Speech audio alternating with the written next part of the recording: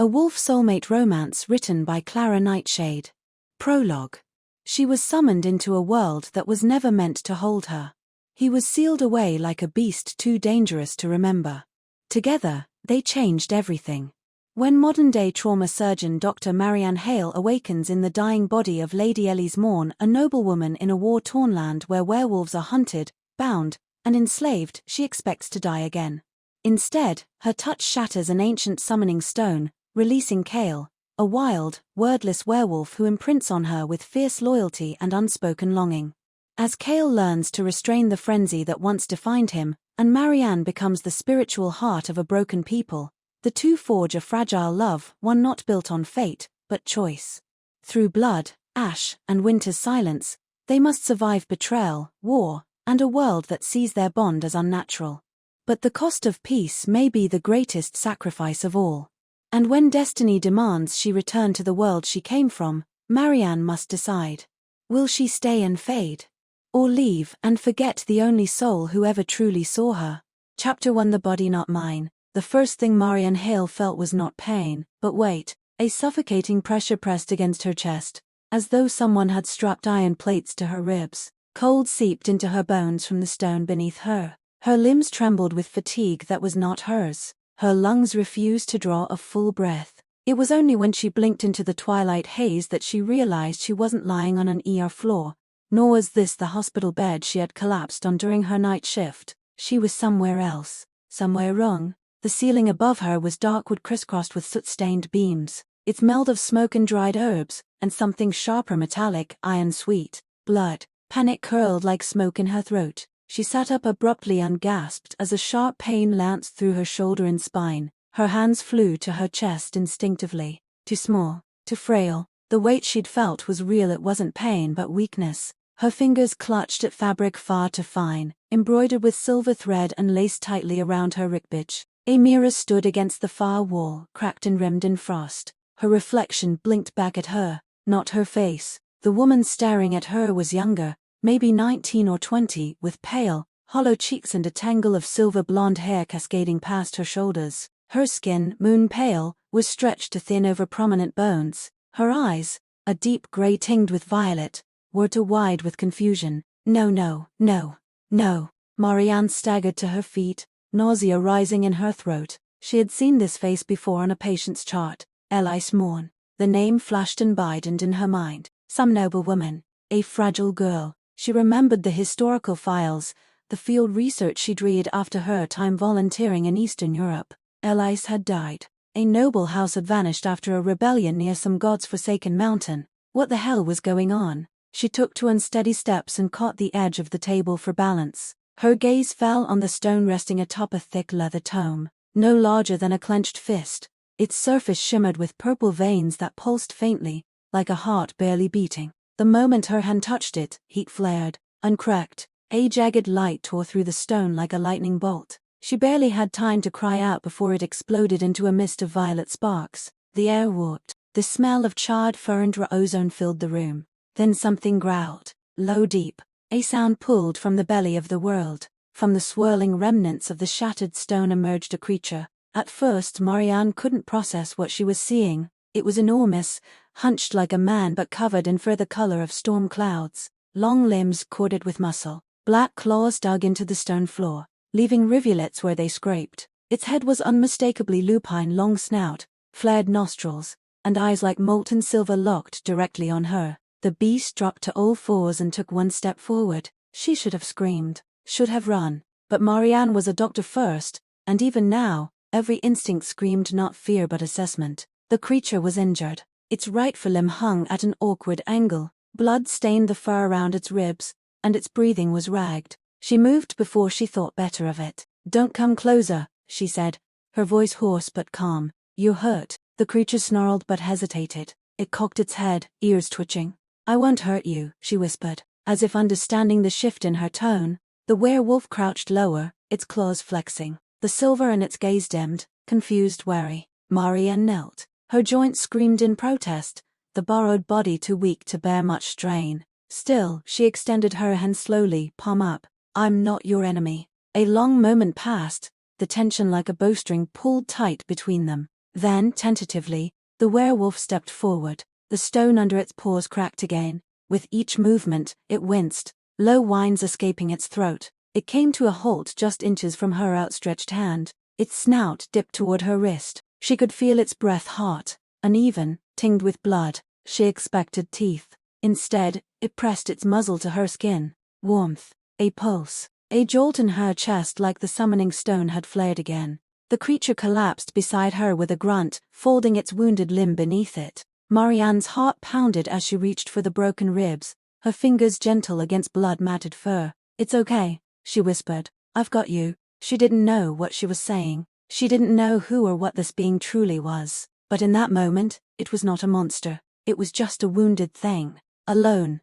Like her. She didn't sleep. Couldn't. Not with the silence so thick and the beast breathing so close. The night had deepened beyond the windows. Only candlelight lit the chamber now, casting long, uneasy shadows across the carved stone walls. Marianne sat beside the werewolf, him, not at her hands stained with his blood. Hours passed, marked only by the ebb and flow of his shallow breaths, and the low rumble of pain in his throat. She'd used whatever she could find, torn strips from the velvet drapes, a rusted knife from the hearth for pressure. Not ideal, not sterile, but he lived. He was no ordinary wolf. His wounds had already begun to knit beneath her hands. His fur, though matted, shimmered faintly under firelight, and she felt a strange energy where their skin had met. His blood steamed as if resisting the room's cold. Even asleep, his muscles twitched like a coiled spring, as though prepared to defend her again should anything move. It should have terrified her, but it didn't. Marianne brushed a damp lock of hair from her brow and stood on shaking legs.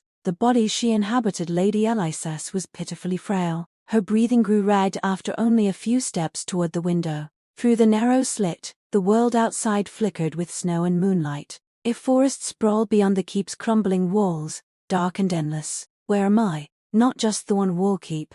That much she gathered from the worn insignias on the broken furniture, the raven sigil of the Morn house. But how far into this world was she? Had she truly left her own? And him, the creature, the wolf? He had not been summoned by accident. The broken summoning stone, its power was old, ancient. It had chosen him. For her. Or perhaps he had chosen her too.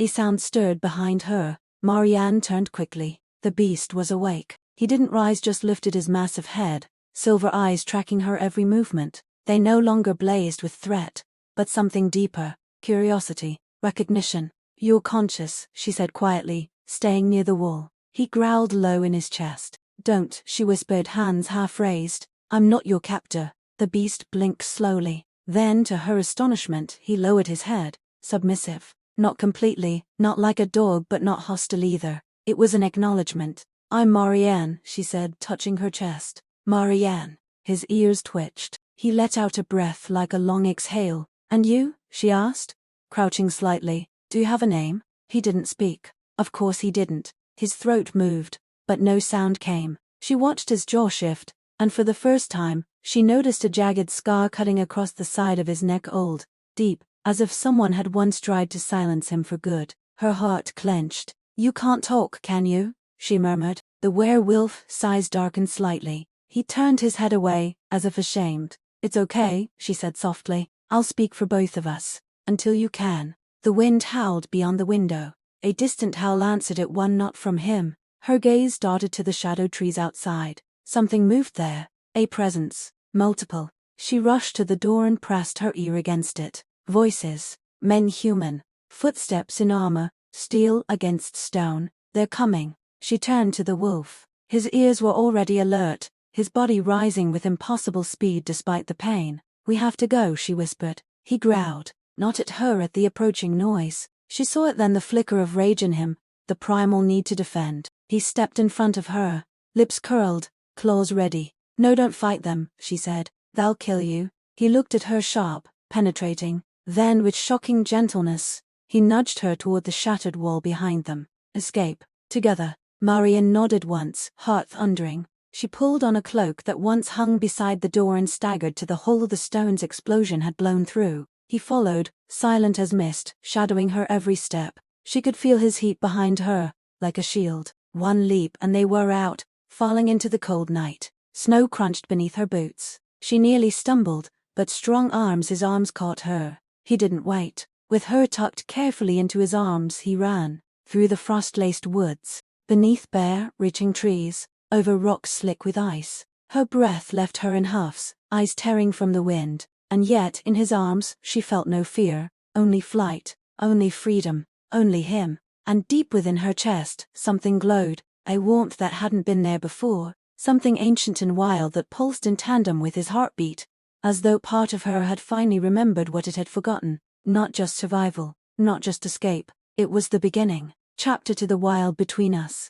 The trees whispered in a tongue older than time. Branches curved like skeletal arms overhead, their barks silvered with frost. Mist drifted through the trunks like breath from some unseen mouth, curling around the pair that moved to the forest's heart, one on foot, cloaked and trembling, the other silent, animal-shaped, and watchful as a blade. Marianne leaned against a moss-covered rock, her lungs burning, her feet ached, her body Elyse's body wasn't meant for running, especially not through this terrain. Her slippers had torn hours ago, and every step felt like walking across thorns. Still, she did not stop, could not. Hale, the name had come to her like a whisper in the wind, unspoken yet certain, had paused only once to let her catch her breath. Now he stood 10 paces ahead, cloaked in shadow and moonlight, ears pricked to the woods beyond. They were being followed. She didn't know how she knew it. Perhaps it was instinct, perhaps it was Hale's stiff posture, the tension that trembled in his shoulders like a bowstring drawn too tight. Or perhaps it was the way the wind carried the scent of metal and men through the frozen air.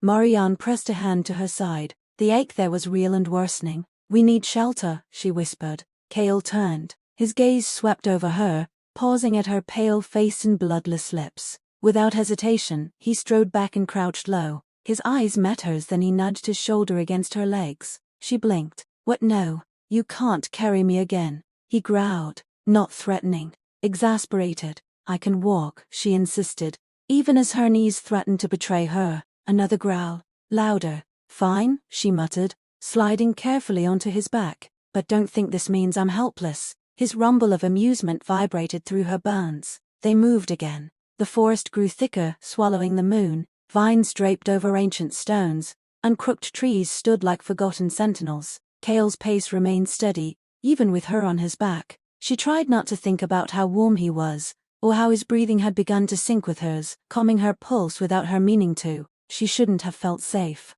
but she did. After an hour, Hale stopped. He sniffed the air, then gently lowered her to the ground and pushed aside a curtain of bramble with one powerful arm. A cave, nestled behind thorn and ice, nearly invisible to any passing eye. The entrance was narrow, but opened into a hollowed chamber of stone, dry and dark, with old furs from some past inhabitant scattered across the floor. Hale stepped aside, waiting. She slipped past him and knelt near the back, grateful for the shelter. Her fingers trembled as she reached into the satchel she had grabbed during their flight. Miraculously, it had stayed slung across her shoulders. Inside, a few medical tools, a flask of water, dried roots she didn't recognize. Enough. Hale remained near the entrance, unmoving. "You're keeping watch," she murmured. He gave no reply, but she felt the weight of his presence like a barrier between her and the rest of the world. She sank onto the fur-covered stone, hugging her knees. The adrenaline had worn off. Fatigue pressed against her ribs like cold water.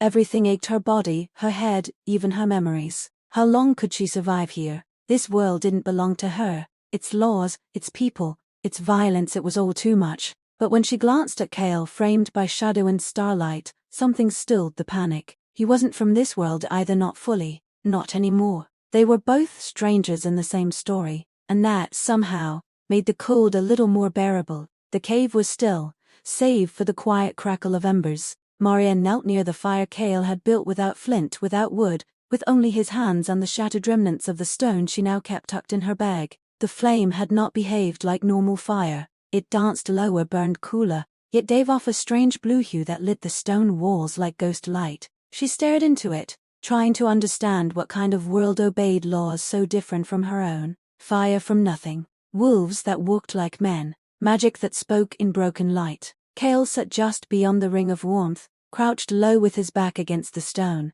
He watched her as he always did, without blinking, without expression, as though waiting for her to shift into something else. His eyes gleamed silver blue in the firelight, his first reeked with old scars. She wanted to ask who had given him those wounds, wanted to ask if he remembered a time before the stone, but his silence held like a wall between them. So she began with the only thing she knew how to offer: medicine. Marianne crawled forward with the salve she had ground from the herbs in the satchel. It wasn't ideal pale roots, something like mountain arnica, and whatever was close to yarrow, but the scent was sharp and it warmed her fingers when applied. She approached slowly, giving him time to object. He didn't. She placed a hand gently on his forearm. The muscle beneath twitched. She could feel the tremble of exhaustion there. He hadn't rested, not truly. Always listening, always ready. "Let me see," she whispered. He growled softly, not a protest, a warning. "I won't hurt you." Stillness. Then he turned. Carefully, Hale shifted,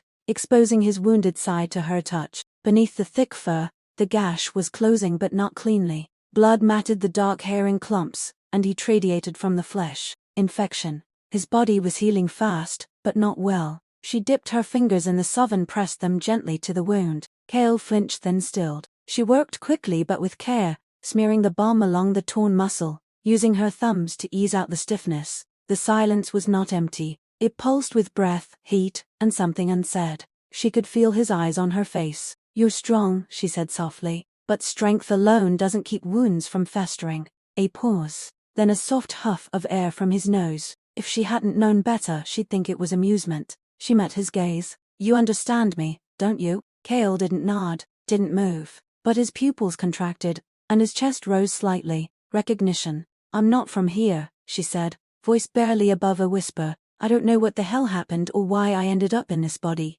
but I remember who I was, what I am." He tilted his head. "A doctor." Hale blinked. "Not a mage, not a noble." She shook her head. "Just someone who tries to keep people alive." He reached out slowly, as though afraid to startle her. His clawed fingers brushed her cheek. Not hard. A tentative, unsure gesture. She froze, breath caught between ribs, heart stammering. "I don't know what brought you here," she said quietly, "but I don't think it was a mistake." A low rumble started in his chest. Not a threat. A sound like something ancient waking up. They sat like that, eyes locked. Marianne's fingers still smeared with medicine, his palms still warm against her skin. In that fire-lit hush, they weren't beast and human, captive and summoned. They were something new. A bond forged not in power, but in pain. In the cave's deepest shadows, the wind howled again. But Hale did not rise to meet it. For the first time since he had emerged from the stone, he lowered his head and rested it near her knees. Guarding,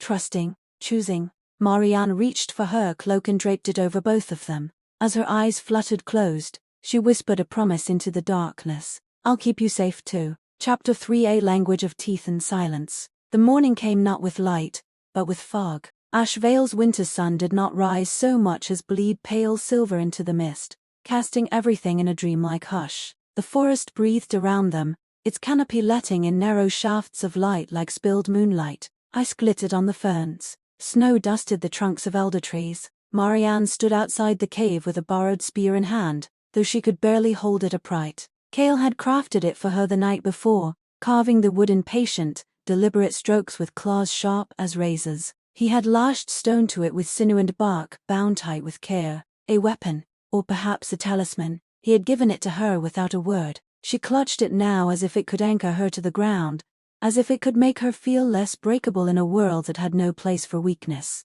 Behind her, Hale padded softly out of the cave. His steps made no sound, though the snow gave way beneath his paws. He had shifted partially this morning, limbs less feral, more humanoid, shoulders broad beneath the loose hide he had scavenged from some past camp. The transformation was not complete, but it was progress. His form now straddled the line between wolf and man. His eyes met hers. He nodded once, a silent question. She answered with a breath, "I'm ready." They traveled northeast, deeper into the wilds. Hale had sensed something near by an abandoned settlement he gestured the night before. A place once claimed by wolves, now silent. She didn't know how he knew these paths so well, but he moved through the terrain as though born of it. Occasionally he paused to sniff the air, crouch, growl low, not threats, but instincts flaring. He was becoming more than just a summoned creature. He was reclaiming something. A past, perhaps. A purpose. Marianne followed, struggling through snow and fallen branches, heart pounding at the effort. Her borrowed body, Lady Elyse, was still too frail. But she had learned how to move with less waste, how to breathe deeply, how to keep pace by watching Hale's rhythm. By midday, they reached a grove. It stood like a memory buried in the woods, stone markers covered in moss, circles of bone where fire pits had once burned. A shattered totem of wolf teeth and feathers lay cracked near the center. A tribe had lived here, and died here. Hale halted at the edge of the clearing. Marianne stepped beside him, breath misting. "What happened?" she asked softly. He knelt, touched one claw to the broken totem. His lips parted, his throat worked, but only a guttural noise escaped. He flinched. Frustration twisted across his brow. He tried again. Marianne's eyes widened. "Did you say home?" Hale grimaced, growled, then struck the ground once with his fist. She knelt beside him and placed a hand on his shoulder. "It's okay. You're trying. I understand." He exhaled hard. Then, slowly, he reached out and touched her hand in return. His fingers, clawed and calloused, curled gently around her own. It was not a grip of strength or demand. It was a thank you, and it made her chest ache in ways she couldn't yet name. The Silver Fang Grove felt like a graveyard of memories. After their brief rest, Hale moved through the camp with a reverence that made Marianne pause. He touched fallen posts, scattered bones, the hollowed tree where children's handprints had been stained in ash long ago. There was pain in his silence, not rage, remembrance. This had been his. Marianne followed without interrupting. She had no right to ask questions yet. She only observed like a physician would observe a patient's scars before daring to speak of healing. When Hale stopped again, it was in front of a crumbling stone basin. He brushed snow from its surface, revealing a carved rune of crescent moons surrounded by fang-like lines. His hand lingered there, claws grazing the ancient etching. She stepped closer. "Your pack?" Hale nodded slowly. Then, suddenly, he turned to her. His expression was fierce, not in anger, but in effort. He gestured to himself, then to the grove, then to his mouth, and finally, he growled low. "Hale." Her breath caught. Your name?" she asked. He nodded. It echoed through her like a drumbeat. It wasn't just a name, it was a declaration, a reclaiming. She touched her chest. "Marianne." He tilted his head slightly, repeating Marianne. "Close enough." She smiled. "Not Elyse. Marianne." He stared at her for a long moment. Then, slowly, he moved a hand to her cheek. Not a touch of possession or curiosity, recognition. She wasn't the girl whose body she wore. He had known it somehow from the start. She didn't flinch. Instead, she leaned slightly into his palm. "I think this place matters to you." Hale's hand dropped. He crouched by the basin and pulled away a layer of packed snow and debris. Beneath it a bundle of preserved hide, stitched with silver thread and sealed with sap. He opened it carefully, and revealed a relic, an amulet of bone and obsidian, shaped like a fang, hanging from a leather cord. He held it out to her. She blinked. "You want me to?" He nodded once, solemn. "I can't," she whispered. "This is your family's, your tribe's." Hale stepped forward, took her hand, and pressed the amulet into her palm. His eyes said what he could not. "You're part of this now." She swallowed hard, throat thick with emotion. The weight of the pendant grounded her. A wind rose through the trees, lifting the frost-kissed leaves. Marianne turned toward it and whispered, "Then I'll wear it with honor." She slipped the necklace over her head. It settled against her collar like it belonged there. Hale exhaled slowly, his posture relaxing. Then he did something unexpected. He crouched lower and touched his forehead to her shoulder. A low, soft sound escaped his chest. A vow, a sign of belonging. Not master and summoned, not doctor and patient. Pack as the firelight returned that night and they set camp within the ruined grove. Marianne felt something new kindle between them. Not just survival, but the fragile, flickering beginning of home. Chapter for blood on the snow. The snowfall thickened. It drifted down in silence, blanketing the forest in white and muting all sound beneath a veil of stillness. Even the trees seemed to hold their breath. Ash Vale had never felt more vast nor more dangerous. Marianne tight and her borrowed cloak around her shoulders as they made their way through the woods. Hale stalking ahead like a silent wraith. His form was fully humanoid, now taller than any man she'd known, for dusting his shoulders, fangs half visible beneath parted lips. Yet his movements were calculated, cautious. Something was wrong. She could feel it too. The wind had changed. There was no bird song, no small game. Just the weight of silence, stretched tight like a string about to snap. They moved into a narrow pass carved between two rock faces. Snow and ash mingled here, and deep clomb arcs scored the stone. Hale growled low in his chest. Marianne's hand reached instinctively for the spear on her back. "What is it?" He didn't answer. He was already moving forward, crouched low, nose twitching. Then a voice broke the hush. Well, I'll be damned. It was gravel thick, dry, and lazy, not hostile. Amused. Marianne froze. From the shadows ahead, a figure emerged, tall, ragged, and limping slightly. He looked half dead, his dark cloak worn to threads, one shoulder bare where a crude scar slashed across muscle, and his left eye was gone, sealed shut with a burn. In its place, a carved stone black and veined gleamed faintly. A wolf. No, a man, or something in between. The newcomer stopped a few paces away, leaning on a staff made of gnarled ironwood, his remaining eye fixed on Marianne, then shifted to Hale. I know that face, the stranger rasped. Silver Fang, aren't you? Thought your kind were all dust. Hale's snarl was low warning, but the stranger merely smirked. Not friendly, are you? Marianne stepped forward cautiously. Who are you? He tipped his head. Name's Rogan. Some call me One Eye, most just call me a bastard. She narrowed her eyes. You're a werewolf. Rogan barked a laugh. Used to be. Now I'm a very tired, very cursed piece of one. He cocked his head. You're the human girl who walks with the beast. The one who fell from the keep and carries a wolf's talisman on her chest. Marianne stiffened. You've been following us. For 3 days, he said, not even pretending to deny it. Had to make sure you weren't prey or fools. Hale stepped between them then, shoulders broad, body tense. His claws flexed into the snow. One wrong move and Rogan would lose more than an eye. But Rogan didn't flinch. I'm not here to fight, he said. If I were, your throat would have been gone in your sleep last night. Marianne spoke before Hale could lunge. Then what do you want? Rogan's smile faded. I want what you want. He pointed behind them, to the fading trail. To survive. Rogan limped into the firelight like a wolf used to exile.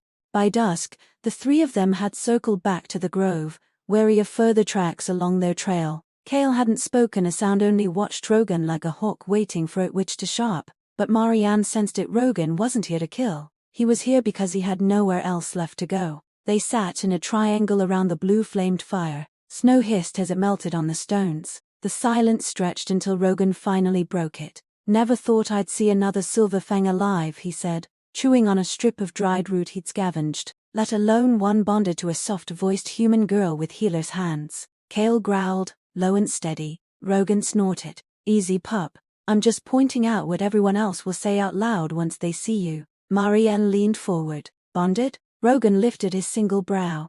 Don't play coy, girl. You think the stone chose him at random?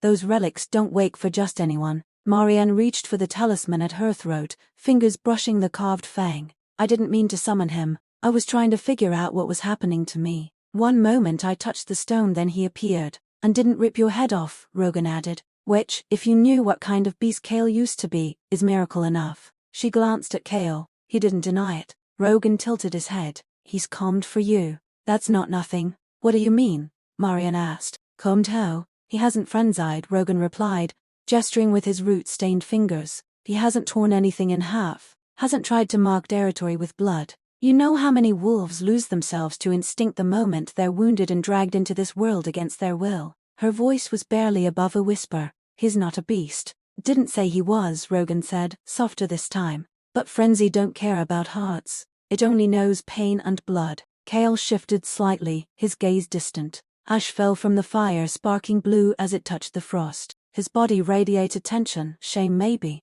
or memory. Marianne reached over and placed her hand on his arm. He didn't move away. I don't know how this bond works, she said to Rogan, voice steady, but I won't treat him like a monster just to make others comfortable. Rogan laughed dryly. Good. You'll need that fire, especially when the human hounds come looking. Marianne's spine straightened. They're coming? Rogan nodded grimly. The House of Morn won't let its prized little vessel vanish without a search. You think they don't know you activated the stone? They'll want to bury that mistake before it's preds. Hale snarled, finally baring his teeth. Rogan just raised a hand. Which is why I'm here. I may be old and half a wolf, but I still know where to run, or where to stand and make them bleed. Marianne studied him. And you're helping us out of kindness. I'm helping you because you have a chance to make something new, he muttered, poking the fire. A tribe born not from bloodline or rank but choice. He glanced up, that single sharp eye locking onto hers. And because if you to fall, the wilds fall with you. Marianne said nothing for a moment. Then she stood, lifted her spear, and extended a hand. You stay, she said simply. Not as servant, not as guide, as kin. Rogan looked at her hand for a long time, then he took it, and Hale, silent as moonlight, reached forward and added his hand last. 3 hands, 3 lives, a pact of fire and teeth, bound not by magic but will. Chapter 5. When the moon demands blood. The forest had grown louder. Where once sash-veiled silence had been soft and cold, it now pulsed with life that didn't belong. Cracked branches, distant drums, the scent of smoke carried on the wind. Something was coming. Hale stood motionless atop a ridge of dark stone, his silhouette outlined against a bruised dawn sky. His ears twitched, his claws dug lightly into the granite. The wilds murmured beneath him, unsettled, stirred. Below, Marianne and Rogan moved quickly, breaking camp. 3 riders to dogs, Rogan said as he packed, his one eye narrowed toward the south. Militia, not scouts. They're tracking the bond, probably not even sure what they're chasing yet. Marianne cinched the strap on her satchel and moved to Hale's side. What do we do? Hale didn't answer, not with words, but he turned, expression fierce, and pointed westward toward the mountains, toward the broken spine of the Silver Fang Range. Too far, Rogan muttered, slinging a bow across his shoulder. She can't make that climb in a day, not in that body. Marianne straightened. Try me. Rogan stared for a beat then nodded. Hale had already begun to descend. The forest tightened around them as they moved. Briars clawed at their limbs, and T-horned roots twisted through the frostbitten path. Hale led with the grace of a predator, his steps so quiet they seemed woven into the wind itself. Rogan flanked them, bowed on. They did not speak. Words were unnecessary now. The wild spoke in other languages, movement, breath, the rhythm of running feet in shifting snow. But Marianne felt it before she saw it, the change. Hale's spine arched, his muscles tensed. He stopped mid-step, nose high. A low growl pulsed from his throat. Rogan crouched low beside him. Blood moons rising. Marianne blinked up at the sky, barely pink-eyed with day. It's morning. A false moon, Rogan said grimly. They're using a beacon. Hale snarled, snapping his head toward the south. His pupils thinned. His breath grew fast, shallow. Steam rose from his skin, his control shredding like thin cloth. Hale, Marianne said urgently, stepping forward. Stay with me. He turned to her, trembling. She reached for his hand, not to restrain, not to command, simply to connect. His clawed fingers closed around hers like he was drowning, and she was the only shore. I'm here, she whispered. You don't belong to their moon. You belong to you. Rogan didn't move, didn't interrupt. Hale exhaled. The tremor in his body subsided slowly. He pressed his forehead to hers, just briefly, a wordless vow. And when he pulled back, he was calm again, eyes silver, steady. The blood moon could howl all it liked. Hale would not answer its call. They found the soldiers by the river bend. 3 men in dark iron plate, blades strapped to their backs and silver-threaded nets slung over their shoulders. Morn insignias burned across their collars. To hounds wolf-sized and frothed with enchantment padded beside them, snarling low. Marianne ducked behind a fallen log, heart hammering in her ears. Beside her, Rogan loaded a poisoned arrow, slow and silent. Hale crouched to her left, utterly still, eyes locked on the group like a beast ready to pounce. They're using blood scent, Rogan murmured. Damn clever. They've marked you somehow. Must have cut something into the girl's old body.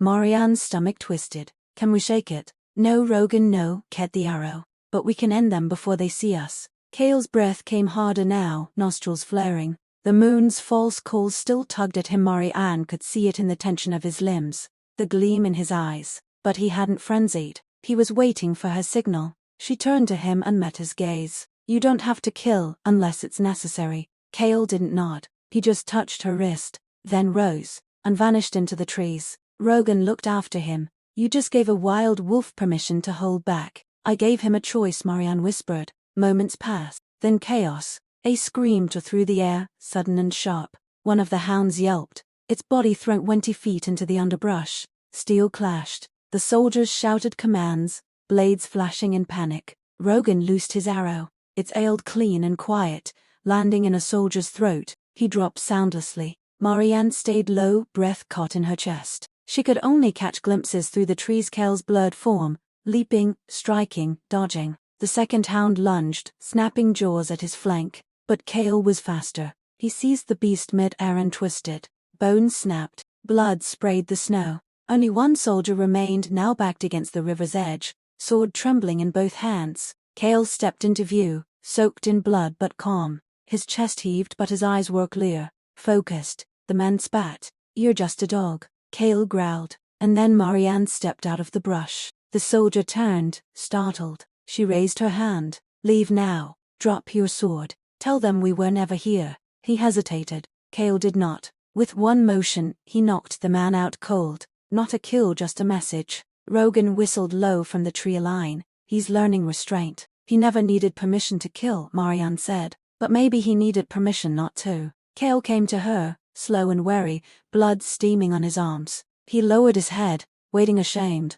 Uncertain. She reached up and cupped his jaw. "You did well," she said softly. Hale closed his eyes. The wind stirred through the clearing. And somewhere deep in the woods, the blood moon's light began to fade unanswered. Chapter 6. The Names We Earn. The wind changed. It carried the scent of ash. Marianne tightened her grip on the fur-lined cloak Hale had given her. The path had narrowed, now flanked on either side by jagged stones that bled rust-colored lichen. Beneath her boots, the snow thinned into hard-packed earth streaked with soot. Trees no longer grew here, only the bones of burned trunks, splintered and blackened. They had entered the edge of the frozen hollow. "Not much farther," Rogan muttered, pausing to cough into his fist. "Old tribes used to gather in the hollow before the last purge. If anything still breathes in these hills, we'll find it there." Marianne looked to Hale. He stood still and alert, his eyes on the wind. Since the fight by the river, he hadn't said a word. He didn't need to. His body spoke intention and readiness. She could feel it till they were being watched.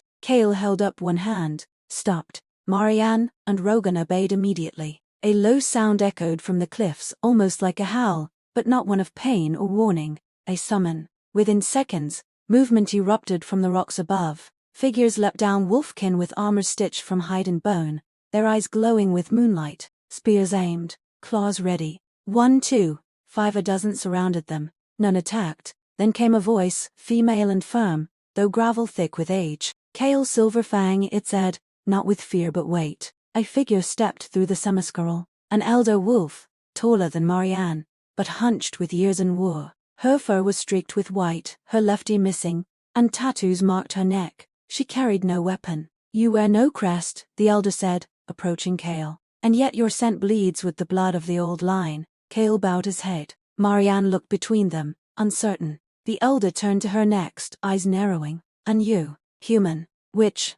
Mage? Tamer or something else?" "Doctor," Marianne said, lifting her chin. "Healer." The woman gave a raspy laugh. "One who mends what our kind breaks. A rarity." Rogan stepped forward. "Let them speak to the Hollow Council, Vexay. You owe me that." The elder Vexay clicked her tongue. "You're lucky I don't skin you for bringing them here, but you're right." She looked back to Hale. "If you claim the name Silver Fang, then prove it." Hale stepped forward. No fear, no words. He pulled down the collar of his tunic to reveal the ancient burn scar across his collarbone, the sigil of the Silver Fang crest, seared by fire and moon blade long ago. Vexay inhaled sharply. "Blood-bound," she murmured, "by flame and stone. The last sun returns." Then she dropped to one knee, and the rest followed. Marianne felt her throat tighten. Hale stood among them, no longer just a summoned beast or lone wanderer. The wilds had named him Alpha. The hollow was deeper than it appeared from above.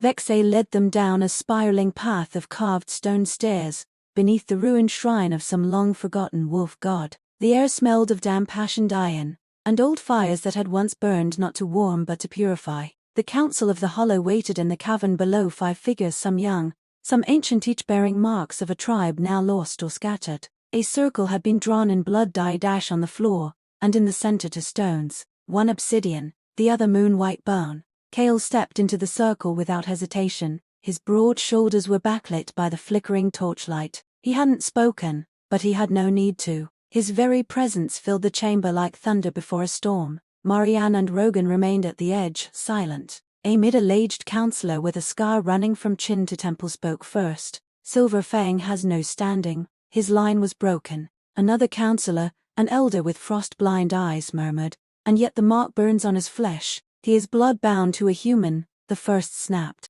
"A healer. A woman of the enemy." Hale didn't flinch. Marianne stepped forward. "I am not your enemy." Several heads turned, shook. A few bared teeth. Rogan stiffened, but Marianne kept her voice calm, even. "I didn't ask to come to your world, But now that I'm here, I won't stand by and watch it bleed. I will heal. I will fight if I must. And I will stand by him. The frost-blind elder tilted his head. Why? Marianne looked at Hale. His silver gaze met hers. Because he chose not to kill me, she said. Because he learns, even when everything in him says to destroy. Because he could have frenzied and didn't. Because he let me touch him without fear. Vexay's voice cut through the air like a blade. And would you stay by him when the world comes for your head?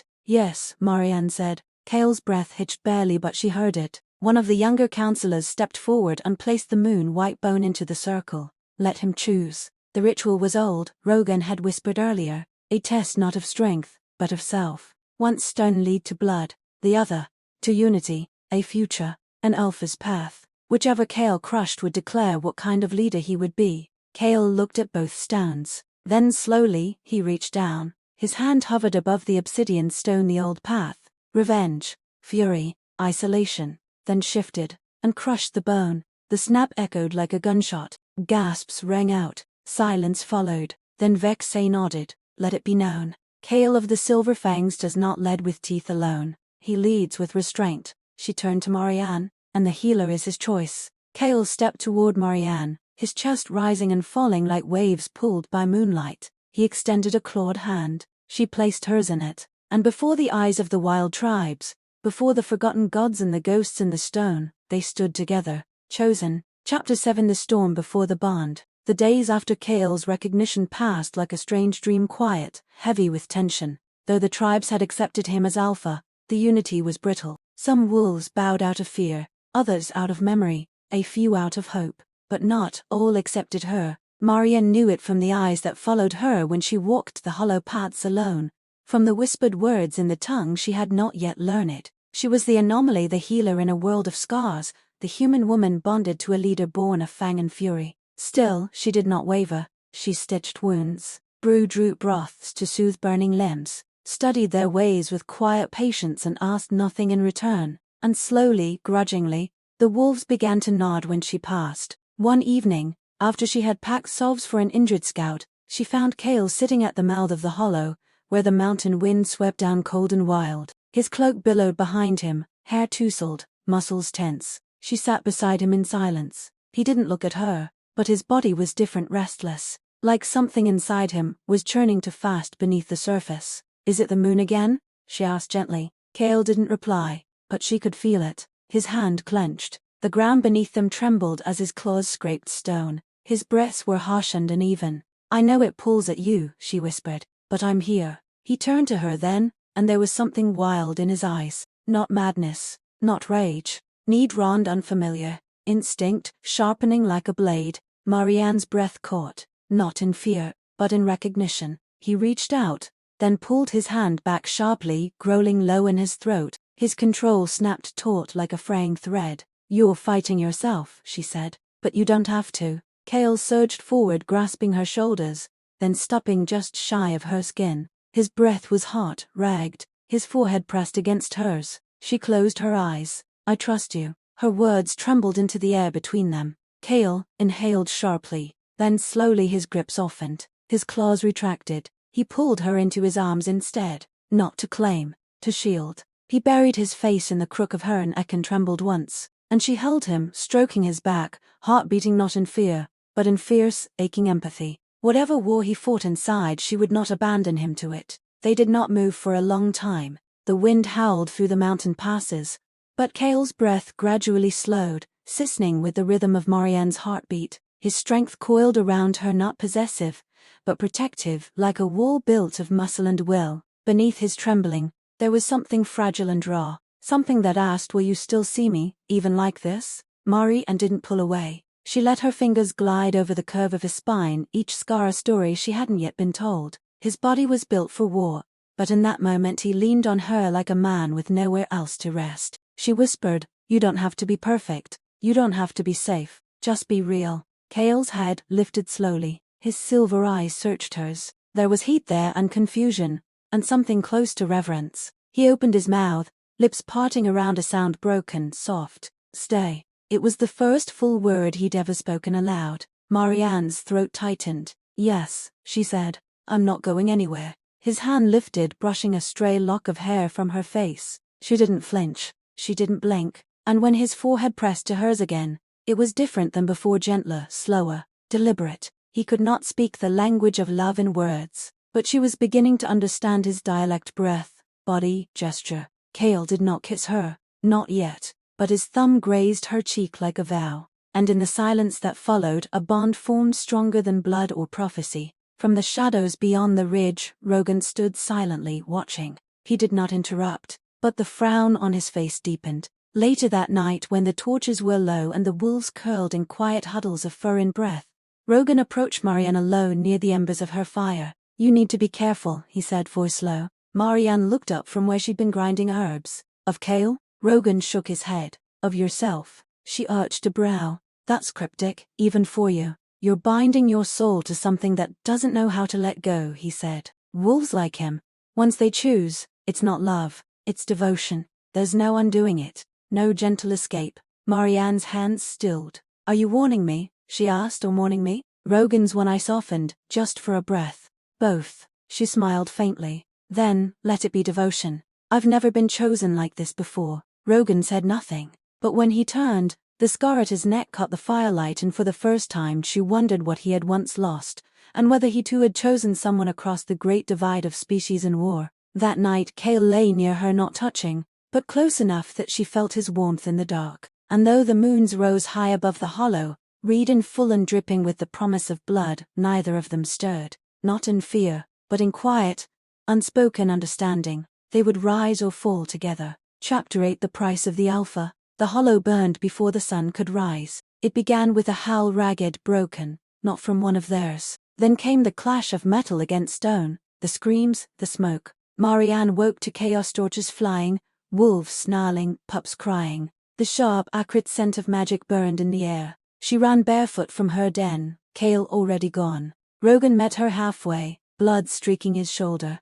They breached the eastern cliff, he shouted. Human firebrands. Some of the younger packs, panicked, broke formation. "Where's Hale?" Rogan nodded uphill, holding the ridge. "But they came for you, girl. This isn't a raid, it's a message." Before she could ask more, two soldiers broke through the smoke, Morn crest shining on their breastplates. They charged, blades raised. Rogan stepped in front of her, one arrow to the throat, a knife to the gut of the second. Both fell before they could scream. Marianne stared at him, chest heaving. "Don't hesitate," Rogan growled. "If they get to you, they'll use your death to break him." He handed her a small blade.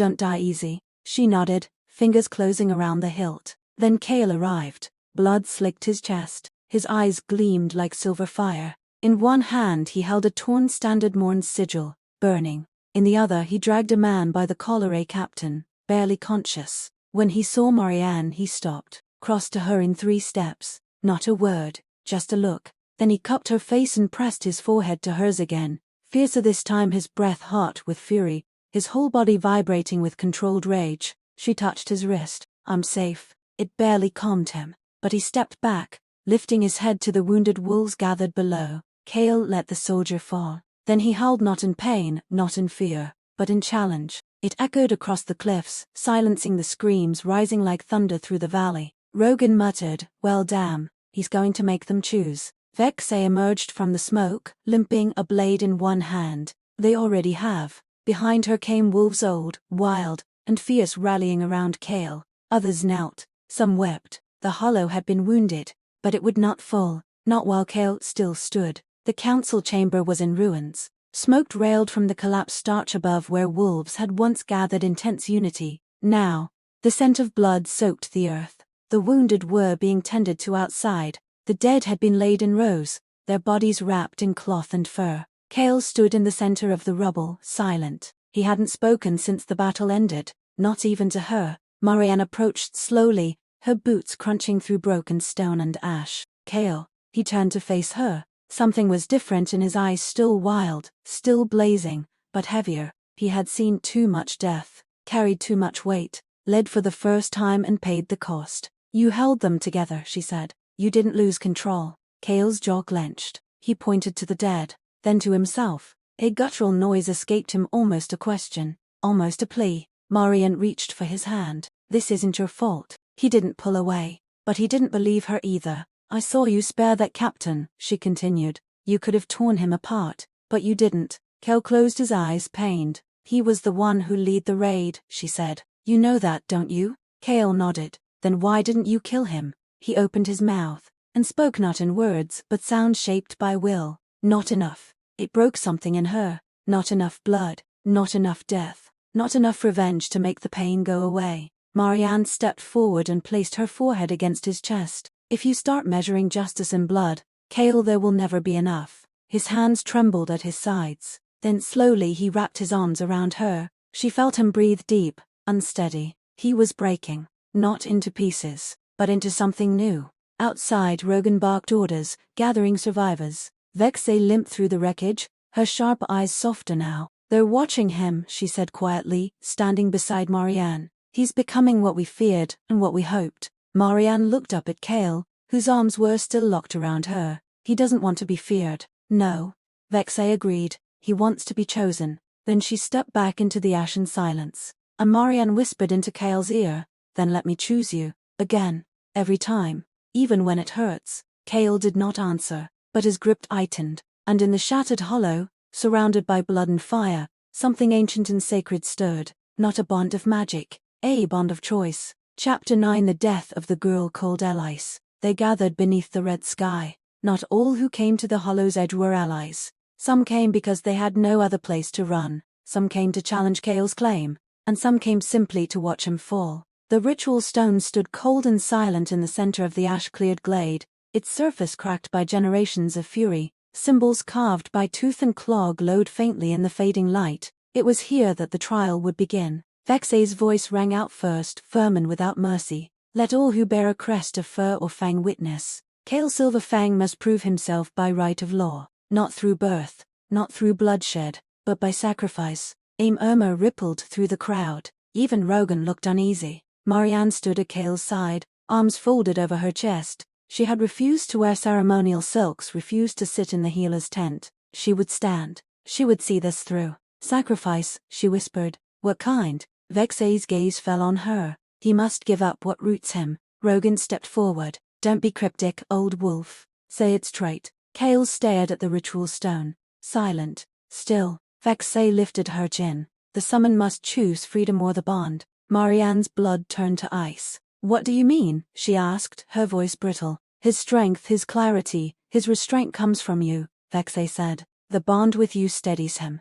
Without it, he may become what he was sealed for, but if he does not sever that tie, he can never lead as one of us. Cale didn't move, didn't breathe. Cale, Marianne whispered, stepping toward him. Is that true? Still. He didn't speak, but the anguish in his eyes was answer enough. The crowd watched, waiting, hungry for something primal. He turned to her then, slow, careful, as if afraid the motion would break them both. And when he spoke, it was a whisper of gravel and grief. Must fall to rise. No, she said, there has to be another way. He took her hand, lifted it to his mouth, pressed his lips to her knuckles, not a kiss of farewell, but of reverence. His claws slid over her palm, his forehead lowered to hers one last time. Then he stepped into the circle alone. Marianne cried out, Cale, but Rogan caught her shoulders, held her back with iron arms. He knows what he's doing, he said, voice thick. Let him finish it. On the stone, Cale raised a blade carved from obsidian and bone, ancient, heavy. His hand hovered over his own chest, and then he drew it across his skin. Blood spilled, glowed. The bond flared in Marianne's heart like fire and snapped. She fell to her knees. The pain was unspeakable, like something had been ripped from her soul. Her breath came ragged. Her hands trembled. The silence in her mind was unbearable. Cale staggered, catching himself on the stone. He looked to her, one last time, then rose, and howled. The sound of Cale's howl split the sky. It rolled across the mountains like thunder made of teeth and grief, shaking the frost from the trees and sending flocks of night birds screaming into the air. Every creature in Ashvale heard it and answered. From the caves, from the cliffs, from the farthest fringe of the wilds, wolves howled back, not in mourning, in allegiance. Cale stood in the center of the ritual stone, blood trailing down his bare chest, eyes alight with silver fire. Around him, the gathered packs had gone utterly still. Even Vexay dropped to one knee. Alpha, she breathed. Marianne knelt to, but not from reverence. She couldn't stand. not because of Kale's power or the ritual but because of what had broken inside her. The bond, it was gone, not dead, dormant, like a heartbeat beneath ice. She clutched her ribs as if she could hold the echo in place. She still felt him just barely, not like before, not warm and constant. Now it was like a distant flicker of a candle behind a closed door. Kale turned to her. He did not smile, he did not falter, but his eyes shimmered. She wanted to run to him, but she didn't. She understood. He had chosen all of them, even if it meant breaking the only connection that had made him himself. Vexay spoke again, voice loud and clear. Kale Silver Fang is alpha by right, by sacrifice. Let no wolf or human challenge him now without tasting the wrath of the hollow. Cheers erupted, howls, roars, the stomping of feet and fists, but none of it touched Marianne. Kale descended from the stone and walked straight toward her. When he reached her, he crouched low. She looked up. You cut it. He nodded. Tears welled in her eyes, but she didn't let them fall. I thought I'd feel nothing if it broke, but it's worse. I still feel you. Kale took her hand gently, brought it to his chest, where the wound still wept slowly. I remember, he said hoarsely, still you. And in that moment she knew the bond they had shared was not what made him choose her. He had chosen her long before the magic. He had chosen her when he first laid his head in her lap, wounded and afraid. He had chosen her in silence, in gestures, in every time he didn't give in to the frenzy. The bond had only named what was already real.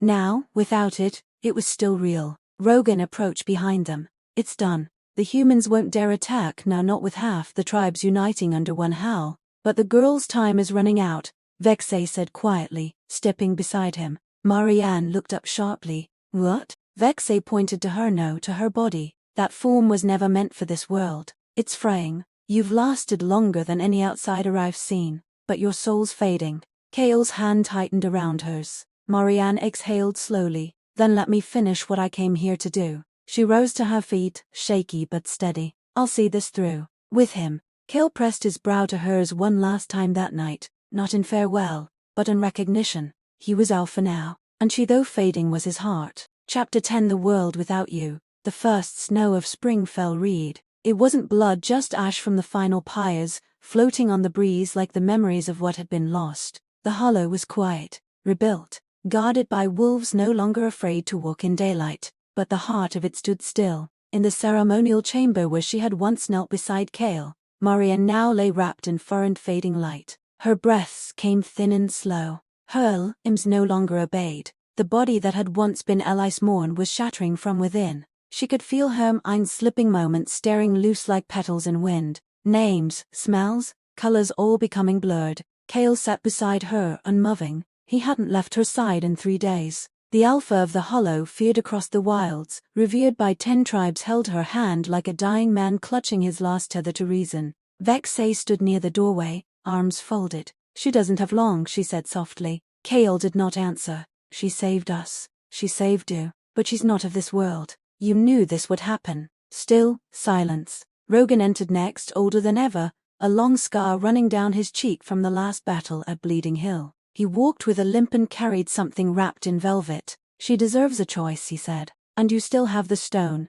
Kale looked up. A single, ancient shard of the original summoning stone lay between Rogan's fingers, purple faintly pulsing. It's cracked, Rogan continued, but I think it can still call her soul back to where it belongs. Vexay scoffed. To a world that cast her out. To her world, Rogan said. Kale turned to Marianne. She opened her eyes slowly, gaze unfocused, but she smiled. Is that the hospital blanket? She whispered. Kale blinked, then realized he was wearing the same shade of green from her old world. The color of ICU scrubs. She had teased him about it once, called it terminal teal. He held her hand tighter. I'm tired, she said, but I'm not afraid. Kale tried to speak but his throat locked. Marianne lifted a trembling hand to his cheek. I don't want to go, but I can't stay. Not like this. He bowed his head. She leaned closer, whispering into the space between them. Live. For them. For us. Even if I'm not here. And then, with a last exhale, she closed her eyes.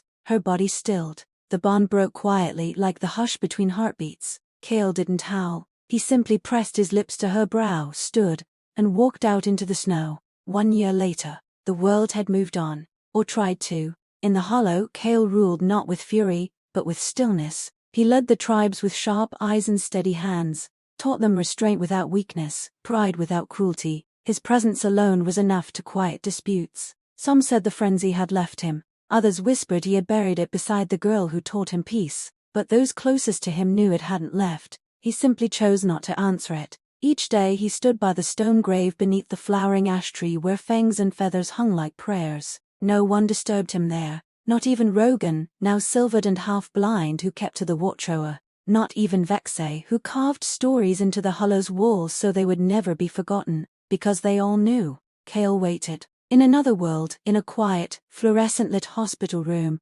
Marianne Hale opened her eyes. Machines beeped softly. The smell of antiseptic filled her lungs. Her body felt strange and heavy. Her memories came like shattered mirrors reforming piece by piece. Stone, fur moonlight, ash Hale. She gasped. Nurses rushed in. The world became noise. Doctors said she had been in a coma for over a year, that her vitals had been stable, that it was a miracle. She didn't speak much, not until she saw the news. On the hospital television, they played a short report about a strange geological discovery, a vein of amethyst, stone found deep in the Carpathons, unpaid, pulsing faintly with heat, despite its depth. Marianne sat up, her fingers curled into the bed sheets, because the stone in the photo was identical to the one she had shattered in Thornwall Keep, and she knew that world still existed, that Hale was still there, and that he was waiting. That night, as frost fell outside the window, she whispered into the darkness, "Hold on, Hale, I'm coming home." And in a far-off world beneath the flowering ash, Hale lifted his head suddenly from sleep. His silver eyes narrowed, and for the first time in a year he smiled. Chapter 11, Where the Ash Blooms Twice. The amethyst stone pulsed beneath her palm. It was smaller now, fractured, embedded in the altar deep within the mountains. Her blood smeared the carved surface, offering herself again. Not as a healer, not as a noble, as Marianne Hale. The wind shrieked through the cave like a choir of lost voices. Light flared from the crack in the earth. The ritual did not tear her apart but re-wove her. She had no memory of the transition, only the burn, the weightlessness. Then, cold wind, fur beneath her fingers, and a familiar, low growl hoarse with disbelief. Marianne opened her eyes. The hollow lay before her, bathed in violet dusk. The flowering ash tree still stood, taller now. A small crowd of wolves stared from a distance, frozen, and in front of her, Hale, older, harder, dressed in black furs and bone-wrapped armor. A new scar crossed his collarbone, fresh and jagged, but his eyes, those silver eyes, were unchanged. They widened. His body didn't move at first, not even to breathe. Marianne stepped forward on shaking legs. "I told you," she whispered, "I'd come home." Hale surged toward her. No hesitation. He caught her against his chest, arms wrapping around her with a desperation that stole her breath. He buried his face in her hair, his whole frame trembling. She clung to him, hands fisted in his cloak, laughing and crying and breathless all at once. "I'm here," she murmured, over and over again. "I'm here." He pulled back just enough to look at her. Then he kissed her. Not rough, not feverish, slow, certain. A kiss from someone who had waited a lifetime, and still would have waited longer. And she kissed him back, feeling everything crash into place, the bond, her body, the life they never got to finish. When they parted, she pressed her forehead to his. "This time," she said, "I stay." Hale spoke in a voice shaped by smoke and memory. "No more choosing between you and everything else. No more breaking," she whispered. "No more losing," he said. That night, they sat beneath the flowering ash, hand in hand. He lay with his head in her lap, as he had the first time so long ago. She braided his hair obstinately, humming a tune he didn't know but loved anyway. The wolves watched from a distance, some in awe, some in reverence. No one interrupted. In the starlit dark, Hale finally asked how. Marianne smiled. "A girl's got to have her secrets." He growled softly in protest. "Fine," she said. "A stone, a scientist, a foolish, aching heart." Hale placed his palm over hers. "I knew," he said, "every night, I knew." She leaned down and kissed the scar above his heart. It pulsed beneath her lips, and far above, the stars aligned for the first time in a generation, as if the gods themselves bowed to what no prophecy had dared to predict. A love stronger than instinct, wilder than fate, and never ever broken again. Thank you for listening. If this story touched your heart, give it a like and subscribe for more beautiful tales. Tap the next thumbnail to continue your journey.